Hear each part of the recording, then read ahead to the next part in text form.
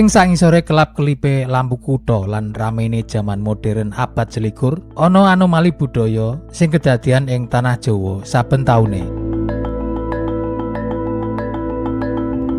Nalika tanggalan nyedhaki wektu tartamtu, sawijining tlatah sing dipanggoni 150 yuta jiwa iki dumadakan ngowahi ritme uripe. Panggung-panggung disimpen dhisik ning gudang, acara mantu utawa kawinan dilereni lan vendor-vendor pesta ngosongake jadwale. Saliyane iku ing pusat-pusat kabudayan kayata ning Yogya utawa Surakarta, ewonan wong milih metu menyang dalan wengi, mlaku pirang-pirang kilo kanthi meneng, tanpa swara sing rame. Wong Jawa nyebut iki malem siji suro. Kanggo generasi saiki, jeneng iki mbok menawa langsung ngunggah imajinasi babagan teror utawa sing meden-medeni. Suro kerep dipadhakake karo citra mistis, mitos apes, pesugihan utawa bayangan horor ing layar rombo sing wis puluhan tahun bentuk pikiran kolektif awake dhewe. Suro didakwa minangka sasi sing angker. Nanging apa bener leluhur Jawa nyiptakake wektu iki mung kanggo nyebarake rasa wedi? Kanggo nemokake jawabane, awake dhewe ora bisa mung goleki ing sakndure tanah Jawa saiki. Awake dhewe kudu muter mundur wektu sejarah, nyabrang segara tumuju kedadian ing padang pasir Karbala 1400 tahun kepungkur. Awake dhewe uga kudu mbedah taktik geopolitik sing luar biasa saka panguwasa gedhe ing Mataram. Iki dudu mung dokumenter babagan setan utawa tahayul malem siji suro. Iki minangka investigasi kronologis babagan piye rasa sedheh donya, siasat politik tingkat dhuwur, ilmu metalurgi kuno, lan industri pop kultur modern padha tubrukan lan bentuk sawijining wektu sing paling misterius ing Nuswantara khususe Jawa. Sugeng rawuh ing garis wektu misteri kosmis suro.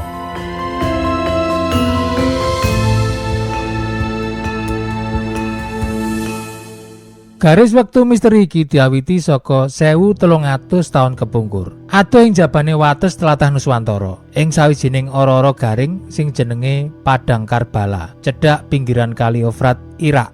Tanggal 10 Muharram tahun 601 Hijriah, sawijining tragedi sing paling peteng ing sejarah peradaban Islam kedadean.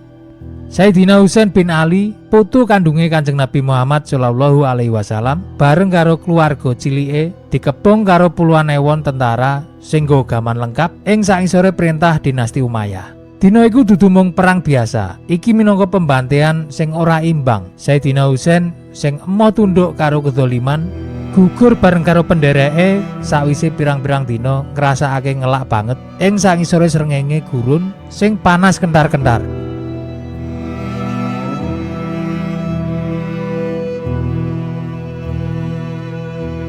Sedane putu nabi sing tragis iki ninggalake tatu sosiologis lan spiritual sing jero banget ing dadane wong muslim ing sakabehing donya. Dina iki dicathet dadi dina sungkawa universal, dina nalika donya Islam nangis.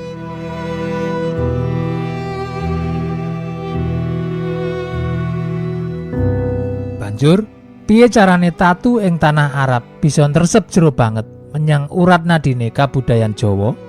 Wangsulane ana ing gelombang perdagangan jalur laut. Pirang-pirang abad sakwise iku, para pedagang lan ulama saka Persia, Gujarat, Cina, Cempo lan Arab nggawa pengiling bebarengan babagan tragedi Karbala iki menyang Nuswantara. Ing Sumatera, rasa sedih iki malah dadi festival tabuik. Nanging ing Jawa, budaya iki mlebu nganggo cara sing luwih halus, intim lan domestik. Wong Islam Jawa ngadopsi jeneng Muharram dadi Suro sing asale saka tembung Asura, dina kaping 10. Tatu sejarah iki ora dirayakake nganggo rasa nesu, nanging nganggo wujud refleksi sosiologis sing jenenge bubur suro lan sedekah marang bocah-bocah yatim. Iki dudu mung sekedar panganan. Bubur iki dadi simbol rasa prihatin sing jero. Campuran bahan-bahan ing jerone nglambangake rasa syukur amarga keselamatan, sisan dadi wujud pakurmatan kanggo mangsa sungkawa sedane keluarga Nabi.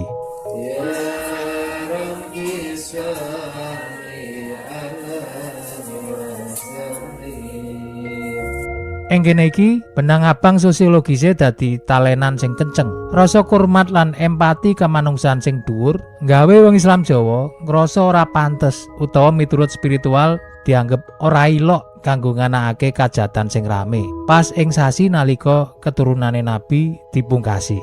Nganakake duwe gawe utawa kajatan gedhe ing sasi iki dianggep nglawan arus energi priyatine ngalam semesta. Sawijining wektu sauntara sing sakral sadurunge mlaku menyang taun sing anyar. Nanging piye carane rasa sedheh lan kesakralan spiritual iki njur diowahi dadi aturan tanggalan resmi kraton sing dienggo pathokan akeh wong ing tanah Jawa nganti saiki?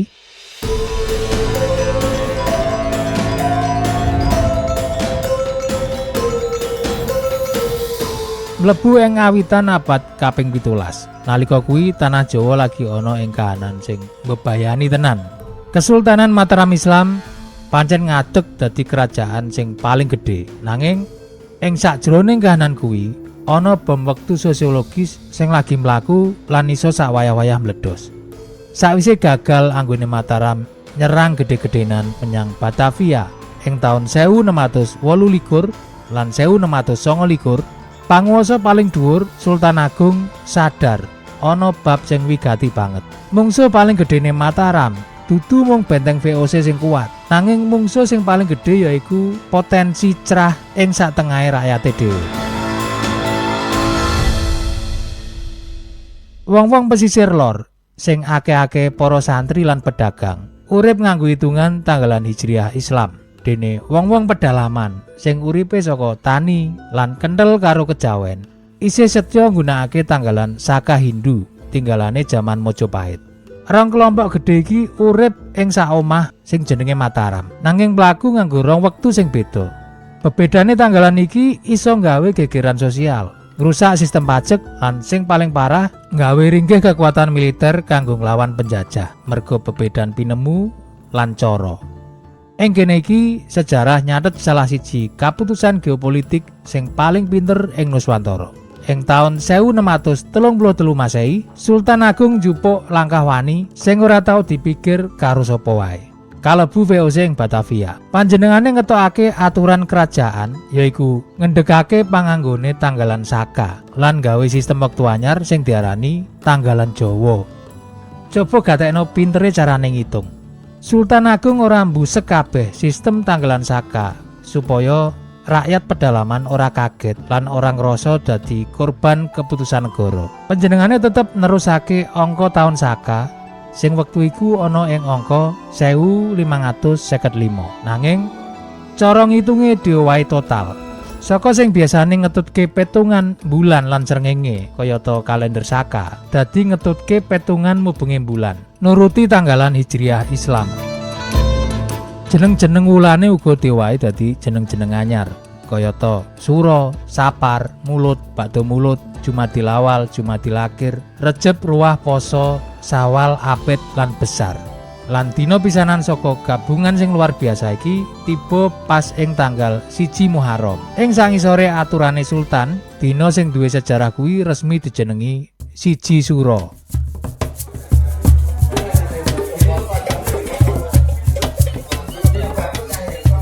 Sawise kuwi pengetan dina riyaya Islam kayata pengetan laire Kanjeng Nabi, sasi poso, riyaya Idul Fitri lan Idul Adha iso dilakoni bareng karo pahargyan sing dianakake kraton tanpa bingung maneh nalika arep miwiti. Critane petungan kalender Jawa iki uga iso pas tenan karo metode Ru'yatul Hilal utawa nginjen metune bulan anyar kanggo nemtokake riyaya. Keputusan iki dadi kemenangan politik tanpa ana getih sing netes babar blas. Liwat momen 1 Suro, Sultan Agung kasil nyawijake kaum santri pesisir lan kaum abangan pedalaman ing sak ritme wektu sing padha. Ora ana maneh padu lan ora ana maneh bebedan lan wates spiritualitas. Supaya kamanunggalan iki nancep kuat, Sultan Agung nambahi rasa sakral ing sasi Suro. Rakyat diperintahake supaya nglakoni laku prihatin, ngempet awak, akeh sedekah, ora duwe gawe kajatan, lan musatke tenagane kanggo introspeksi total sarta nyedhakake awak marang Gusti Kang Maha Kuwasa.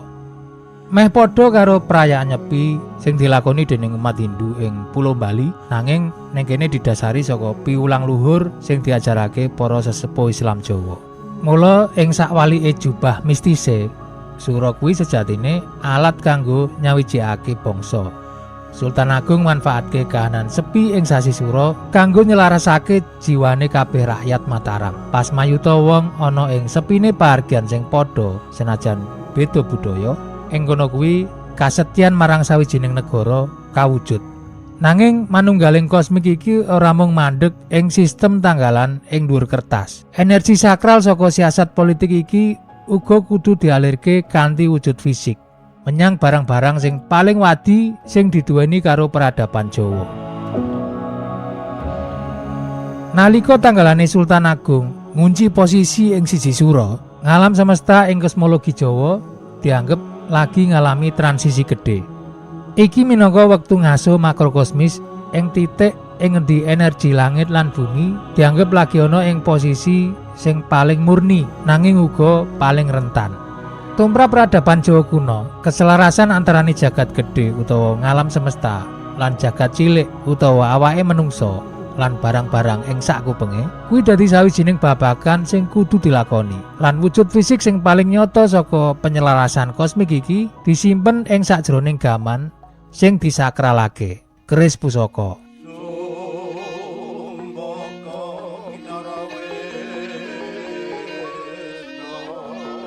Sura dipilih dudu merga sasi iki kebek setan sing ngelak getih, nanging sura dipilih dadi gapura wektu kanggo nglakoni reresik total. Sawijining ritual kolosal sing kondang ing sakdawane sejarah Nuswantara sing dijenengi Jamasan Pusaka. Pirang-pirang abad suwene, ritual ngumbah keris ing sasi sura kerep dibungkus karo crita mistis sing peteng, kaya-kaya wesi-wesi tuwa kuwi lagi dipakani karo kekuatan gaib. Nanging yen awake dhewe ngonceki lapisan tahayul kuwi, awake dhewe bakal nemokake fakta sing ngagetake. Jamasan kuwi sejatine tontonan sains lan teknologi metalurgi canggih sing wis dikuasani leluhure awake dhewe. Ado sadurunge laboratorium modern ngadeg. Ramuan sing dienggo blas ora mistis. Banyu degan ijo lan persan jeruk nipis sing ngandhut asam organik lan asam sitrat dosis dhuwur. Miturut ilmu kimia, cairan asam alami iki dadi korosif enteng sing ampuh banget kanggo mbuwak tekyeng utawa zat besi oksida tanpa ngrusak struktur waja kuno ing jerone. Sawise tayenge rontok, wilahan logam kuwi diolesi karo ubur ampe warangan sing digawe saka persan jeruk nipis karo bubuk kristal werna jambon sing saiki diarani arsenik. Bahan iki ngandhut racun saengga ora kabeh wong oleh nglakoni waranggaman. Efeke apa? Efeke arsenik bakal njalari reaksi sing ketok, gawe wesi waja dadi ireng tunteng. Dene logam sing asale saka watu meteorit lan uga logam nikel bakal ngetokake werna putih perak. Pola kontras iki sing njalari guratan pamore ketok megah. Mesisan lapisan arsenik iki dadi tameng alami sing ngunci logam saka hawane Jawa sing lembab. Njaga supaya ora gampang rusak dipangan wektu nganti atusan taun. Banjur saka ngendi para empu jaman biyen kuwi oleh arsenik? Wong jaman biyen ora nggunakake arsenik dadi kaya sing dienggo para ahli barang pusaka jaman saiki, kayata sing dienggo ing museum-museum. Wong jaman biyen oleh bahan iki saka watu warangan sing diolehi saka endapan alami gunung berapi. Saliyane uga iso langsung tuku saka bakul-bakul saka Cina lan Mongol.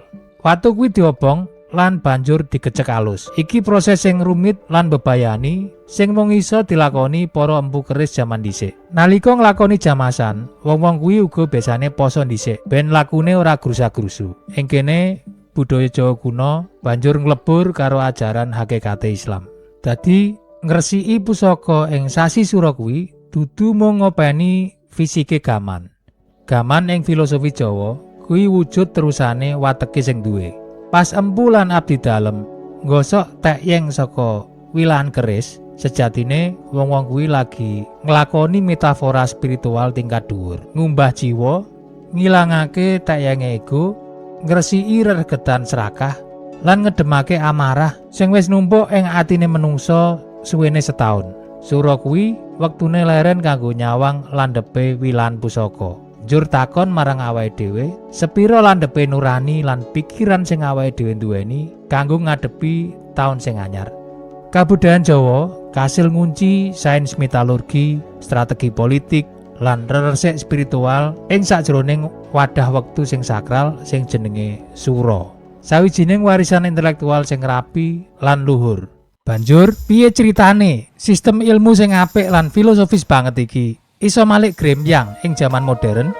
Lan piye ceritane sasi kanggo mawas diri iki ujug-ujug didakwa dadi sasi demit sing medeni ing pikirane anak putune wong Jawa dhewe?